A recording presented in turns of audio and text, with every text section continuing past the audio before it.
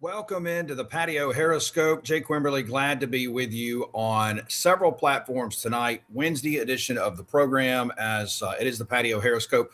Again, we're not on the patio because on the patio means 30 degrees and rain tonight. We got to get some weather right on the patio. We're on Facebook. You can find us there. We're also on YouTube at Jake Wim, Facebook at Jake Wimberly, and of course, we're on X at Jake Wim. Make sure you follow us on all of those platforms as you move along, and that way you never miss anything. Of course, afternoon drive, 3 to 6, ESPN Radio in Jackson, streaming on the zone1059.com. And we are brought to you by Mac and Bones in Pearl. I want to say thanks to Mac and Bones. I want to say thanks to Tim and his team for teeing up with us for this spring and summer.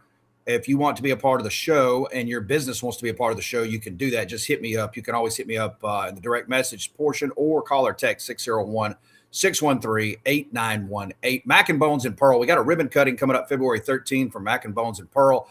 Goofy golf, beverages, cabanas, ball games, everything you need at Mac and Bones in Pearl, right next to the movie theater. It is wonderful. They're dumping a ton of money in over there. It's going to be a great place to play amateur golf, and it will be fun. Also brought to you by Maristar Casino. Get out and play. All right, big topic in the state of Mississippi. Let's get right to it. We went 3 hours today on my show on ESPN Radio about this, and we're going to talk about it right now. Is NIL coming to Mississippi high school sports? God, I hope not. Let's jump into this.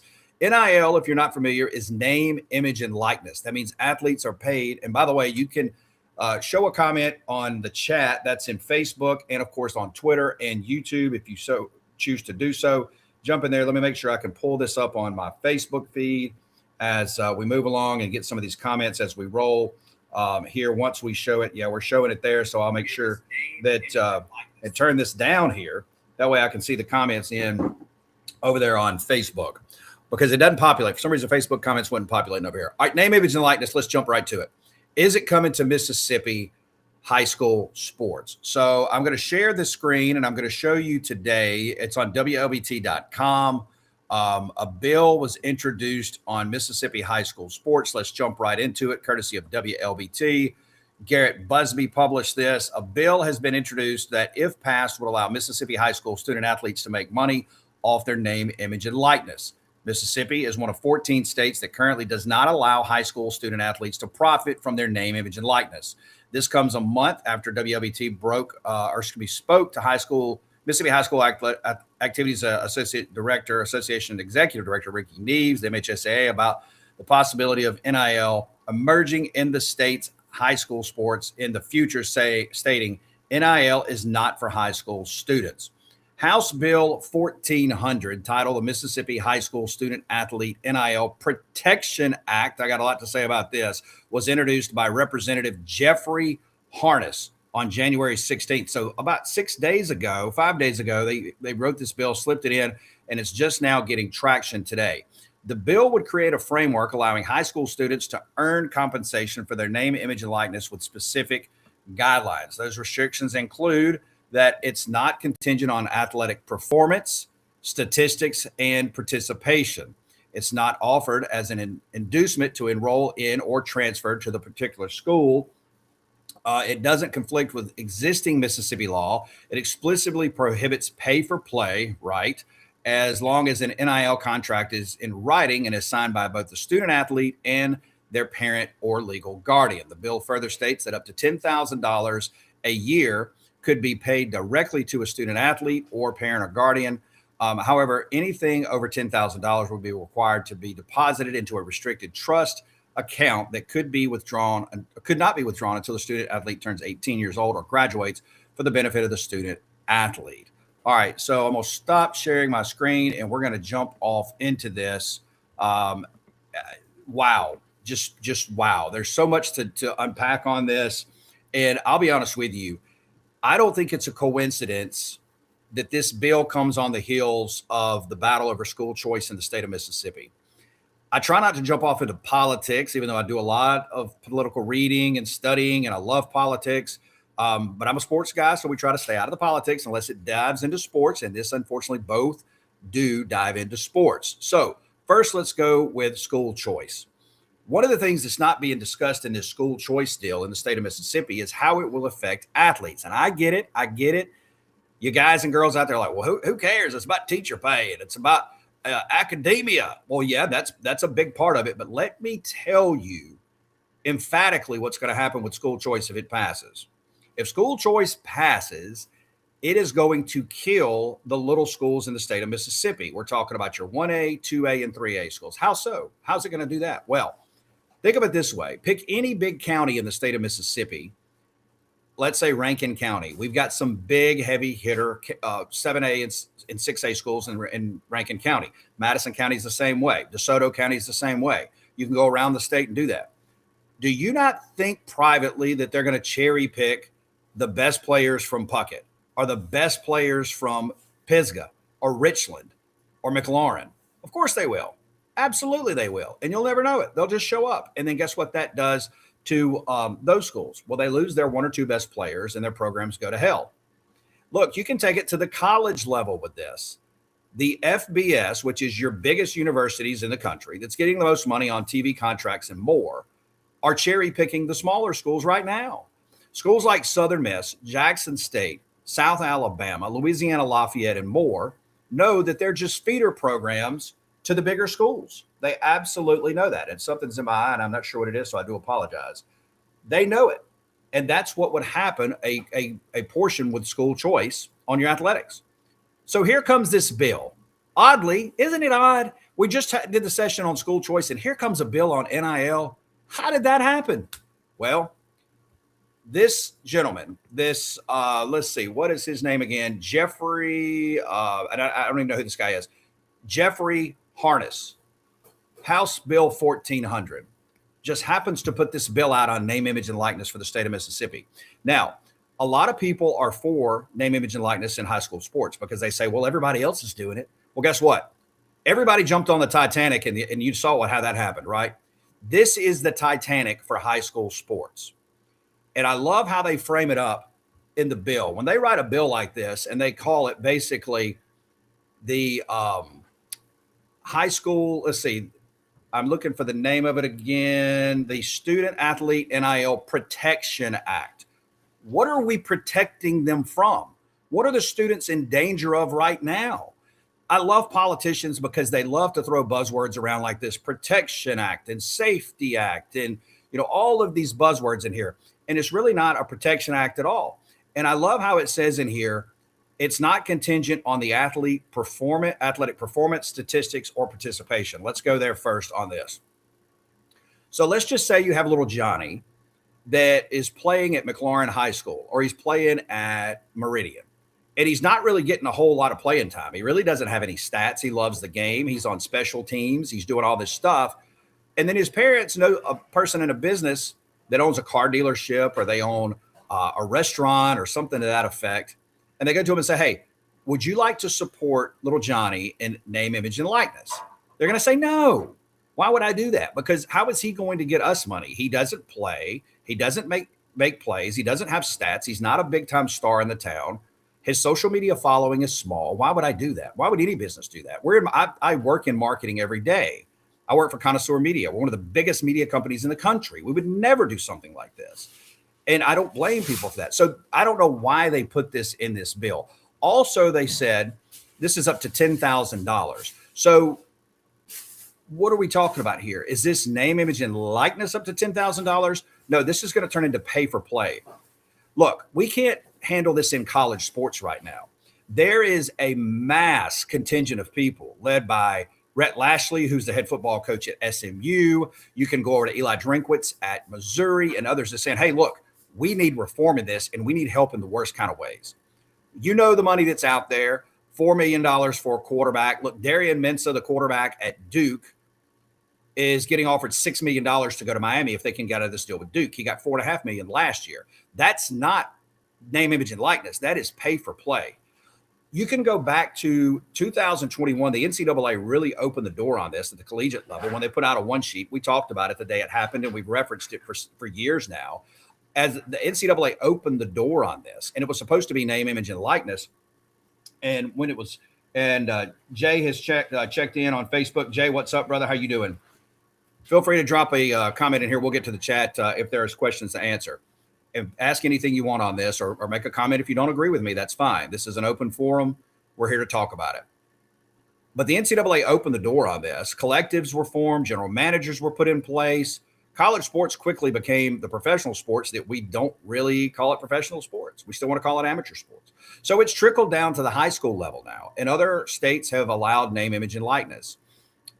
Executive Director Neves, who I know well at the Mississippi High School Activities Association, and I think the world of, and their entire team at the MHSA do a wonderful job with our public school state organization. It is the organization for high school sports in the state of Mississippi.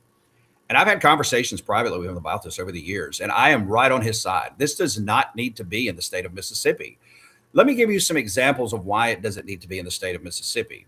Let's say we get this school of choice thing passed, and then all of a sudden we get an NIL deal passed. What's going to happen is your booster clubs around the state are going to form high school collectives.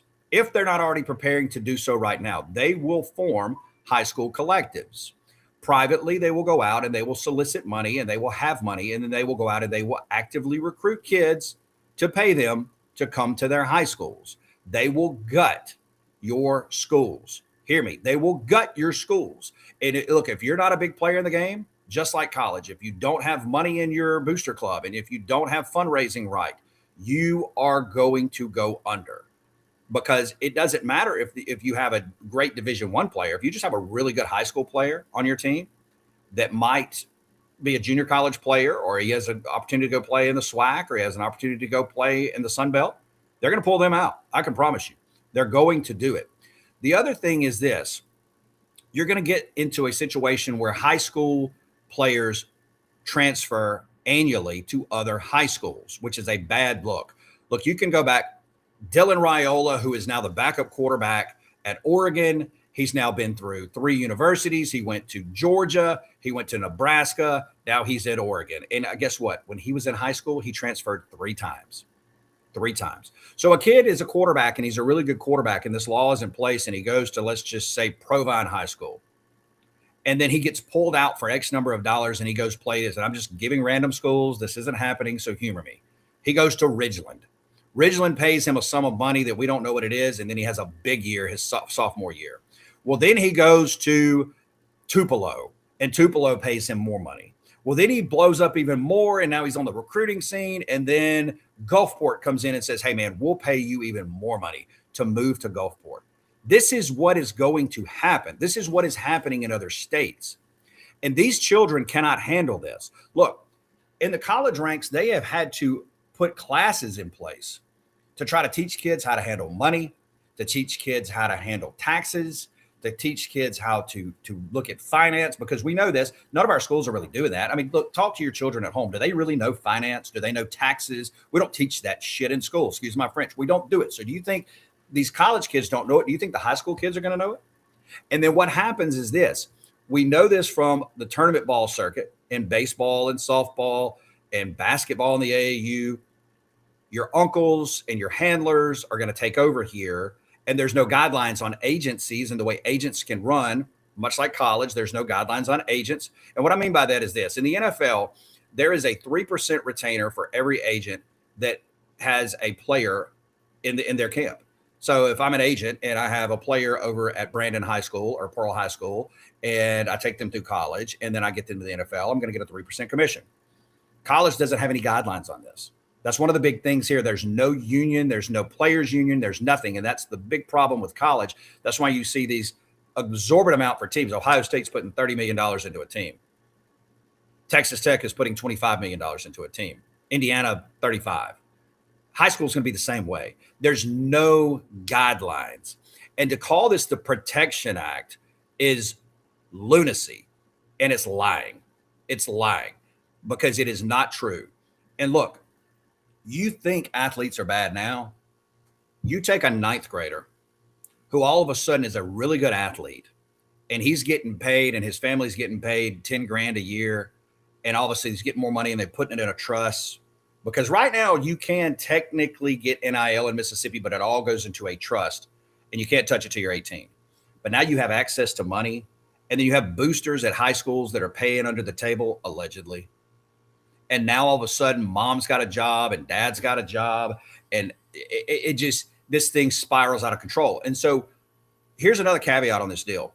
The schools in the high school in this bill, I'm going to put out on Facebook and Twitter once we're done, because I will show you this. If you get into the House bill here, the actual bill, and I'm not going to bore you with reading the bill. If you've ever read a bill, it's a lot of jargon and it's a lot of stuff in here, but you've got to go down here deep to read and see some of the stuff in here, because they bury some juicy stuff in here. For instance, if I look through some of this on this bill, let me see here. The association shall not declare a student athlete ineligible solely for participation in NIL activities authorized by this act. See, they take the MHSAA and they shoot right over their heads, and they have zero authority on this. No school, school district, coach, or school employee shall arrange, negotiate, or secure NIL contracts on behalf of student athletes. They wouldn't be the one doing this anyway. Receive compensation in connection with a student athlete NIL activities. Nothing in this section shall prohibit general financial literacy education. Any dispute arising under an NIL contract shall be resolved exclusively in the courts in the state of Mississippi. What's going to happen is these things are going to get tied up in court. They're going to get tied up in court. You're going to have a ton of court cases. And look, it's no coincidence that a politician who is an attorney put this out, because a lot of attorneys, guess what? They broker these NIL deals. I'm not saying he's doing this, but I'm saying they do it all the time. All the time. If you look at all of the big NIL players in college, they're all attorneys. And look, they're making money on this. So you take a kid now who doesn't have to go through the school. He doesn't have to go to the coach. And he gets a big NIL deal. And now he walks on campus at a big high school, Madison Central, Northwest Rankin, Pearl, Brandon. It doesn't matter. Pick one. Now, all of a sudden, he's getting all this money. And you know how hard it is to raise children, especially in high school these days. It can get nasty, right? Kids are nasty. Kids are mean. They're ugly. Not all of them, but it happens. And now this guy is walking in a locker room to work out and hang out with his friends and do all this stuff. And he's making bank. Well, guess what? He's going to think he's better than everybody else. He's going to think he's better than everybody else. He walks in with a new cell phone. He walks in with new shoes. He walks in with this. And guess what? His coach can't tell him shit. He can't tell him nothing. His weight coach can't tell him nothing. And then his friends are going to get aggravated. And they're going to want to know why they're not getting paid. So they're going to go complain to the coach. And if a kid is good enough to get paid and the coach can't get him paid, guess what? They're going to go find a place to get paid. So it all becomes about money. And it all becomes about money at 14 and 15 and 16. And now all of a sudden, and we see this with high-end athletes already that go to their junior and senior year, they're more worried about the camp circuit. They're more worried about taking visits, talking NIL at 11th for college. Now we're going to bring this down to high school. What do you think is going to happen to their technique? What do you think is going to happen to their schoolwork? It's going to go away, because all you're focused on is money. The Protection Act. We're protecting the kids. Hogwash. Hogwash. This bill needs to be ripped up. It needs to be deleted. It needs to be taken out of the system. And I hope that you guys will help us do that. And I'll tell you here in a bit how we're going to do that. So it is a disaster waiting to happen here in the state of Mississippi if this bill passes. Oh, and by the way, this isn't something that's just out there. Let me go back over here and find the date and range for this, because it is in this article. It says, if passed, HB 1400 would take effect, guess when? Not next year, not 4 years from now, July 1st this year. The deadline for the bill to be voted on is February 12th. So they tried to sneak this in the last hour. That's what politicians do, right? Let's sneak the bill in. You don't have to read it. We'll pass it and figure it out. Just such a crock of shit, man. It is. This is awful for the state of Mississippi. And it cannot happen for our student athletes, because it's going to make them, one, unbearable to be around your other kids that don't get paid. It's going to make it hell on the coaches in Mississippi. And I'm talking about every sport. It's going to make it bad almost for the coaches in Mississippi. They're not going to be able to handle these kids. You're going to kill the kids as far as their attitude. And I mean, look, guys in college can't handle this money. The pros can't. Some of them can't handle this money. You think a 14-year-old, and you know who wins in this? Josh Pate, late kick Josh. If you follow him, he's on X. He's with ESPN and On3, and he's all over the place. He's a wonderful guy. We've had him on our show several times. He said the people that win in this are the handlers, the agents. And he's right. And guess who's going to win in this? The people brokering the deals. The people brokering the deals, the uncles, the aunts, the mamas. They're the ones that's going to win. The third-party flesh peddlers, the 7-on-7 coaches, the tournament ball coaches, the AAU coaches. Those are the ones that's going to win. So this is a very, very bad bill. Oddly coming in right off the school choice thing. You got to put it all together here. They're trying to make a system to where recruiting is legal and pay for play is legal in the state of Mississippi. And again, I remind you, we can't handle this in college. The current system in college football is broken. And there is a massive call for reform and change. What would that look like? That would mean a players union, a commissioner, basically a salary cap, all of the things that the National Football League has. That's what it would take. And that's what it's going to get to at some point. That will happen. The system cannot sustain itself. Bring that down to the next level. What you would need in this is a commissioner, God forbid, a players union for 9th and 10th and 11th graders and 12th graders, a salary cap. If they can't handle it in college, do you really think we can handle it in this state? We're not equipped, guys. We're not equipped. I don't care what other states are doing it. We don't have the enforcement. We don't have the people. We don't have the resources. This can't happen. I urge you to reach out to your local politicians that have a vote in this and tell them to vote no. Tell them to vote no, because this is a bad, bad bill. And I'm with Executive Director Neves on this. And look, I don't get into politics a whole lot publicly, but when it comes to our high school kids, that kind of gets into my arena. And I love our high school kids. You know that. If you follow me, you know I love our high school kids. All the schools. Love our high school sports. This is a bad deal for the state of Mississippi. I hope that you will urge, your senators, your leaders, your local leaders to make a stink about this and kill the bill. Let's kill the bill together. Let's keep NIL out of our high schools and protect your kids. Remember, you're not just protecting the kid. And somebody said, whoa, the kids need money. They don't need it this way.